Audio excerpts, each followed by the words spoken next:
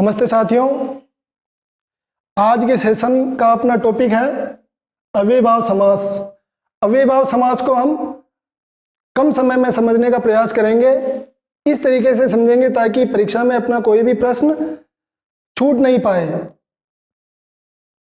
अव्ययभाव समास को समझने से पहले हम ये देखें कि समास किसे कहते हैं।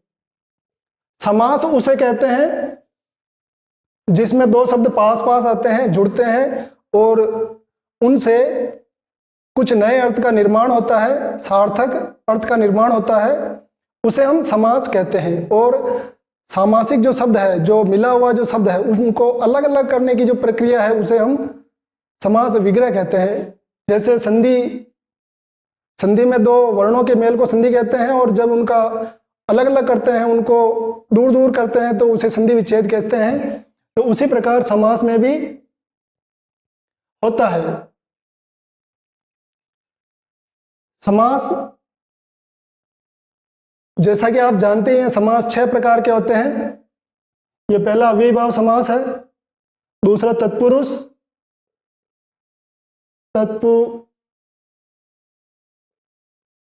समास, और द्वंद्व समास, द्विगु,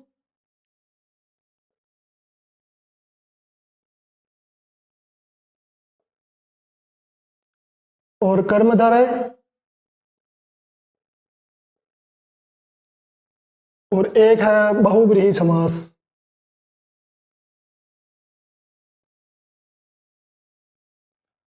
तो समास के 6 प्रकार होते हैं। समास को 6 प्रकारों में बांटा जा सकता है।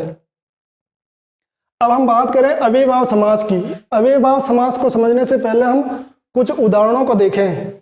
ये आपके सामने जो उदाहरण है, जैसे यथाशक्ति, प्रतिक्षण, सशक्त, आजीवन, मरणोपरांत, आजन्म, लूटम लूट, मारा मारी, चेहरे चेहरे, इन सभी में अव्ययभाव समास है। यथाशक्ति यानी शक्ति के अनुसार,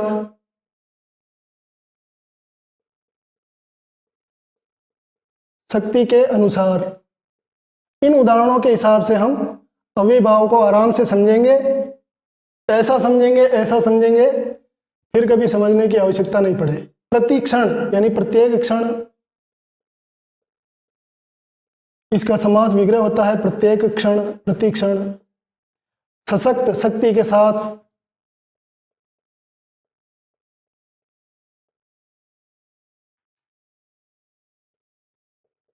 सशक्त, शक्ति के साथ। आजीवन यानी जीवन भर। इन शब्दों का समास विग्रह है। मरणोपरांत यानी मरण के उपरांत, मरण के उपरांत। आजन्म, जन्म से लेकर।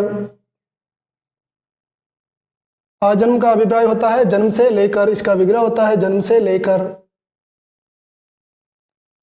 लूटम लूट, लूट के बाद लूट, लूट के बाद लूट। उसी प्रकार मारा मारी, मारा के बाद मारी। चेहरे चेहरे यानी हर चेहरे पर, जो चेहरा दिखे उसी पर, हर चेहरे पर चेहरे चेहरे। मारा मारी, मारा के बाद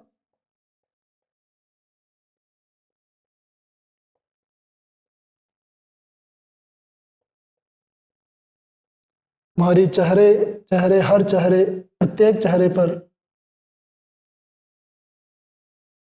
हर चेहरे पर। इन उदाहरणों में हम देखें तो यथाशक्ति और प्रतिक्षण और सशक्त, इनमें जो पहला जो शब्द है यथा, प्रति और स, ये है उपसर्ग। तो इनसे हम कह सकते हैं कि भाई जो पहला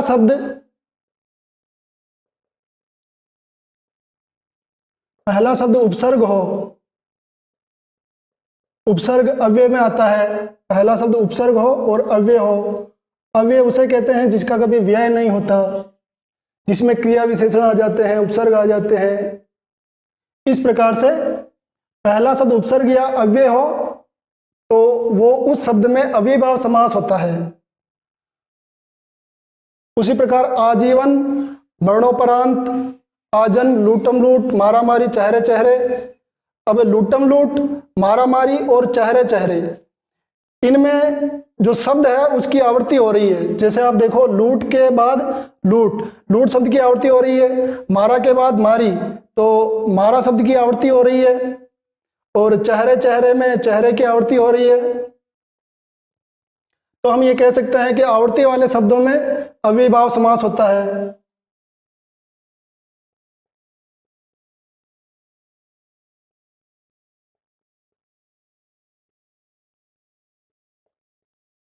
आवृत्ति वाले शब्दों में अव्ययीभाव समास होता है।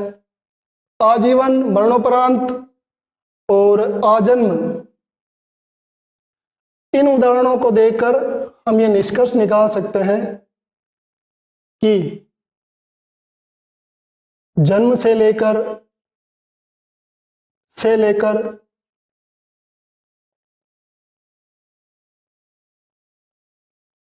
से या से तक,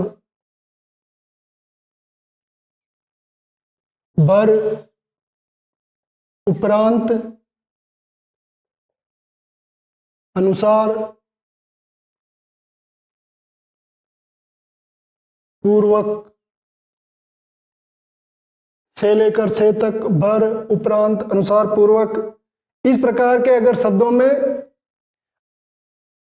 प्रत्यय हो, शब्दों में प्रत्यय हो या उनका समास विग्रह करने पर इस प्रकार के प्रत्यय आए या इस प्रकार का भाव आए तो उनमें भी अव्ययीभाव समास होता है। जैसे इसमें है आजीवन यानी जीवन भर, इसमें ये भर प्रत्यय आ रहा है। अनुसार, अनुसार भी अगर प्रत्यय हो तो वो भी अव्ययीभाव समास में आता है। और पूर्वक, जैसे प्रयत्न पूर्वक,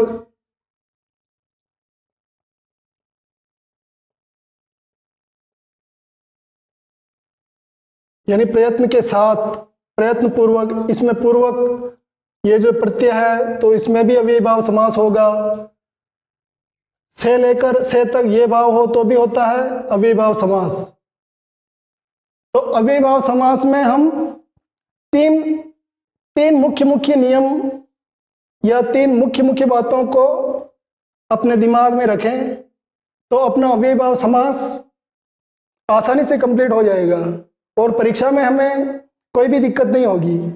तो पहला नियम तो यह है कि भाई पहला शब्द उपसर्ग या अव्यय हो और से लेकर से तक, बर, उपरांत, अनुसार, पूर्वक, इस प्रकार के प्रत्यय हो शब्दों में। और जो आवर्ती वाले शब्द हैं उनमें अव्ययीभाव समास होता है। तो आशा है आप अव्ययीभाव समास को समझ गए होंगे। स्वस्थ रहें, मस्त रहें, देश के विकास में अपना सहयोग दें। जय हिंद।